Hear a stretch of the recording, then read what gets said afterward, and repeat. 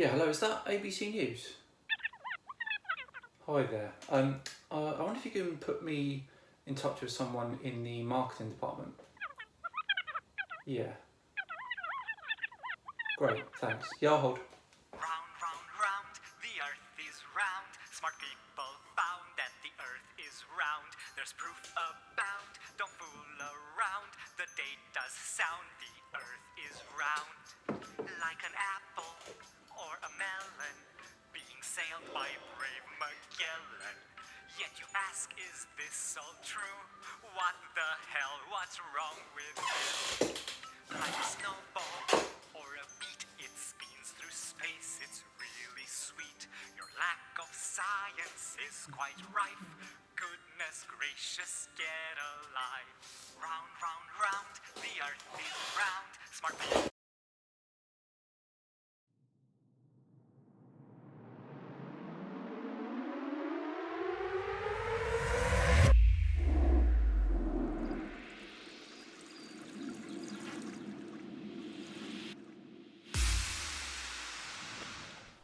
If there is one man who thinks he's top of the heap when it comes to flat earthers, it's this guy. My name is Mark Sargent, and I'm a flat earther.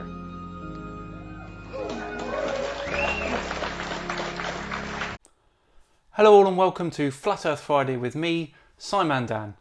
Before we start, I just want to thank a couple of people. You may have noticed a nice new intro that was kindly put together by a channel called Labubabu Music. Massive thanks to him. The link to his channel is in the description. You might have also noticed a new logo in that intro as well. This was made by Wolf Brothers Cinema. A couple of great guys, and they're funny too. You must check out their channel. Thank you very much, guys. So, that was Mark Sargent in the intro clip there, who is probably one of the more famous flat earthers around. He's appeared on national TV and radio here in the UK, and it appears that he is somewhat of an expert when it comes to all things flat earth. Last month, he appeared at the Flat Earth Conference in Canada. Hi, Flat Earth fucker. And today we're going to take a look at his opening statement. The hope is that this will be one of my most comprehensive responses to date. So buckle up. Some months ago, a German television team contacted me because they had heard about my science challenge and had found a physicist at Georgetown University I could debate. They also wanted to make it as easy on the scientist as possible, so their idea was simple. They would record me on video, reading 5 quick science-based questions, and then send that recording over to Georgetown, and he would respond in kind. In principle, this is a great idea. My only problem is I'm guessing he will use a load of old pseudo-scientific flat earth claptrap and possibly some fake facts. Let's begin. This is what I read on camera. 1. Long-distance photography. The mainstream science formula for the curvature of the Earth is 8 inches per mile squared. An easy comparison would be the falling rate of 32 feet per second. So 8 inches per mile per mile. 2 miles is 2 times 2 equals 4 times 8 inches or 32. 3 miles is 3 times 3 equals 9 times 8 or 72, and so on. At 50 miles, the curvature is 50 times 50 times 8, coming in at over 1,600 feet of curvature. And yet, with HD cameras, we can pull boats back into frame that are well beyond visual range. So, what does that statement prove? 50 miles is beyond our normal visual range. If you're up high enough, then I've no doubt that you can do that. However, at sea level, it's not possible. I scoured the internet and could not find one example of a boat being zoomed back into view that's 50 miles away, taken from sea level. Not one. Not only does the new technology clearly show that it's not a mirage, but the same objects can be viewed in infrared. Infrared cameras detect infrared radiation. This is the band of light in the electromagnetic spectrum that is essentially felt as heat. Boats give off heat, so it's not surprising that it can be seen. It's also important to note that infrared is still a form of light. It still refracts. and can be targeted ship to ship by beam radar.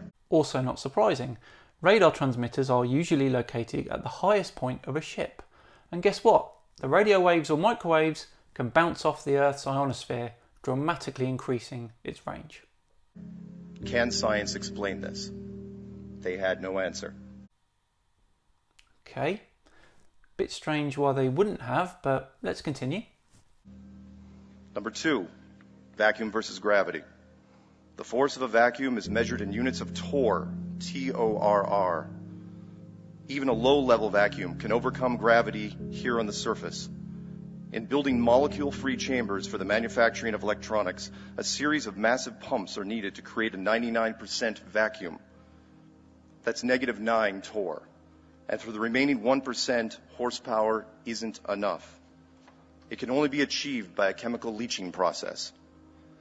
That being said, how is the -10 torr vacuum force of space not ripping off the atmosphere of this world? This one's a common mistake made frequently by flat earthers. Vacuums don't suck as a rule. If you have a small vacuum here on Earth and you poke a hole in the side of it, then yes, air will rush into the container. Now, that's not because the vacuum is sucking the air in, it's because the higher pressure outside the container is forcing the air into a space where there's no pressure. It's why the astronauts on the ISS could easily plug that hole with their finger. They're fighting pressure of 1 atmosphere inside the spacecraft. The gravitational pull of the Earth keeps the atmosphere clinging to the planet. This means that the atmosphere has a pressure gradient. Think of the ocean. Just below the surface there is very little pressure. However, as we go down deeper, the pressure increases. At 1 kilometre down, the pressure is just over 76,000 torr. This is because of the huge volume of water above. At 500 metres depth, the pressure is just over 38,000 torr, because there is less water above this point than at 1 kilometre. This is demonstrated well by placing 3 holes down the side of a full water bottle. The slightly greater pressure of the water at the bottom, due to all the water on top of it, pushes the water out of the bottom hole at a greater rate than the other 2. Now it's the same with our atmosphere. The atmosphere is also a fluid, like the sea. Here at sea level, the pressure is greatest because of the huge volumes of atmosphere sitting above us. It's about 760 torr. 1 kilometre up, the pressure is 676 torr, 5 kilometres 433 torr, and so on. The edge of space is considered to be around 100 kilometres up. The pressure there is 1.5 torr. Because there's very little air pressure up there, there's no force pushing the atmosphere into space. Having said all of that, we do actually lose atmosphere to space, but that's got nothing to do with vacuums and everything to do with solar activity and the magnetosphere. What is gravity? A force. That's about all you'll understand, Mark. And remember that there are gases that already defy it, like helium, hydrogen, and fluorocarbons. Isn't it more logical to suggest that the atmosphere is being contained in an enclosed, pressurized system? They had no answer. Okay, they still didn't have an answer for this. Right. And no, an enclosed, pressurized system is not more logical because you have to explain who built that system. Then we move into some very dodgy territory. Number 3, Eclipse Shadow. Mainstream science tells us that the moon is over 2,000 miles wide, and yet during the 2017 American eclipse, no offense, the moon's shadow was only 70 miles wide, a reduction of over 97%. This is what the equivalent of having a 6-foot man walking in front of a wall where his shadow is smaller than an action figure at only 2 inches. Hang on, let me get this straight. You're comparing celestial mechanics, movement of planetary bodies and the interaction with stars across vast distances unimaginable to the human mind to a man walking in front of a wall. That sort of comparison isn't going to cut it, buddy. Where do we see this in our everyday lives? We've seen a shadow's actual size and some much larger. Where can we see small shadows? The flat Earth community says that the moon is less than 50 miles wide, much closer and the same size as the sun. Isn't this explanation also possible? They had no answer. Did they show this video to a porcupine in a lab coat or something? No, that explanation would not be possible. We can prove how far away the moon is. There's at least 2 observations you can do yourself to find this. For Pete's sake, the Greeks did it thousands of years ago. Number 4, moon temperature. Science has yet to address this relatively new discovery that the moon generates a cold light. We all know that in the daytime it is 90 degrees in the sunlight, 80 degrees in the shade, depending on conditions. I know I'm not going to do the Celsius conversion up here, sorry. However, at night, especially when the moon is high in the sky, we see the opposite. While it might be 50 degrees in the moonlight, it's warmer at 60 degrees in the moon's shade, sometimes showing temperature shifts of over 13 degrees Fahrenheit. In addition, under controlled experiment conditions, magnified moonlight is even colder still, again, the opposite of sunlight. We can generate this with technology today using a cold laser. The question is, why is the moon giving off a cold laser light? They had no answer. I mean, come on. This one is easy. Radiative cooling is a process that occurs when the Earth radiates heat back into space. During the night, when an object is in shade, the heat is blocked a little bit from escaping. Therefore, the air is slightly warmer. When it's not in shade, i.e. direct moonlight, there's nothing to stop the heat radiating away. Therefore, the surrounding air is cooler. That's not difficult to look up at all. Last but not least, the Van Allen belts. A simple yes or no question. Are the Van Allen radiation belts deadly? Yes, they can be. If yes, then how did Apollo 11 through 17 make round trips through these belts with only aluminum and plastic as shielding? No one died, no one got radiation poisoning, nobody even got cancer. Our survey said... Oh, wrong. Jack Swigert of Apollo 13 died of bone cancer in 1982, and Alan Shepard of Apollo 14 died of leukemia in 1998. Fake fact right there. I think there's still like 5 left. Radiation is only stopped by 2 metals, lead and gold. Our survey said... Oh, is that it again? Some radiation can actually be stopped by paper, some by thin sheets of aluminium. In fact, only gamma radiation needs a metal like lead to stop it. Both are very heavy and cannot be used in aerospace because of their weight. Okay, enough of this. The Van Allen belts did pose a problem to the Apollo program, and they knew it would be a risk. They just decided to risk it. The trajectory of Apollo largely avoided as much of the belts as possible. They attempted to go up above them where the radiation dose was at its lowest. They also spent very little time in them due to their speed on the way to the moon. The shielding of the module also protected the astronauts during the journey. But what they depended on mostly was luck. On average, the astronauts were exposed to around half a rad of radiation during their trip. That's about 5 millisieverts.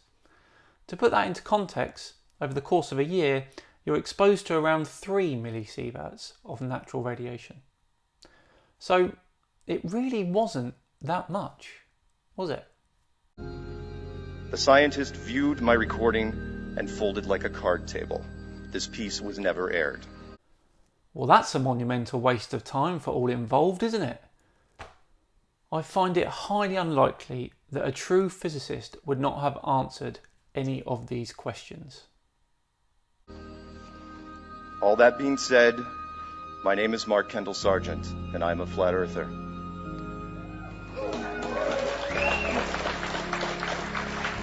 Flat Earth is my passion, it is my obsession, and it is now my life.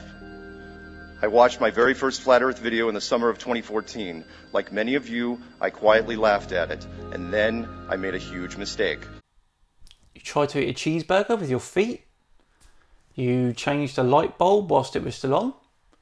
You saw a wasp nest on your windowsill and thought, I'm going to keep this wasp as a pet. And you thought it would be a good idea to pick it up and give it a good petting? I casually thought I could debunk it. Oh, yeah. You kind of need some actual knowledge about the natural world if you're going to do that. No wonder you folded like a deck of cards. Mark Sargent epitomises the flat earth community. He has zero background in natural sciences. The man used to play computer games professionally, for Pete's sake. Yet he has the gall to elevate himself above men and women that have studied scientific concepts for the majority of their adult lives. And he stands there on a stage waffling on about complete nonsense whilst the onlooking flat earthers sit there dribbling all over themselves in the hope that they'll get a chance afterwards to just be in his very presence. What a time to be alive. Right, that about wraps it up for today. I hope that you've stuck with me to the end. Thank you all for watching. Please do like and subscribe to see more of the same. I shall be moving to the second weekly video from October, and the second release day will be a Tuesday. More to follow on that. Thanks again for watching. See you later. Have a great weekend.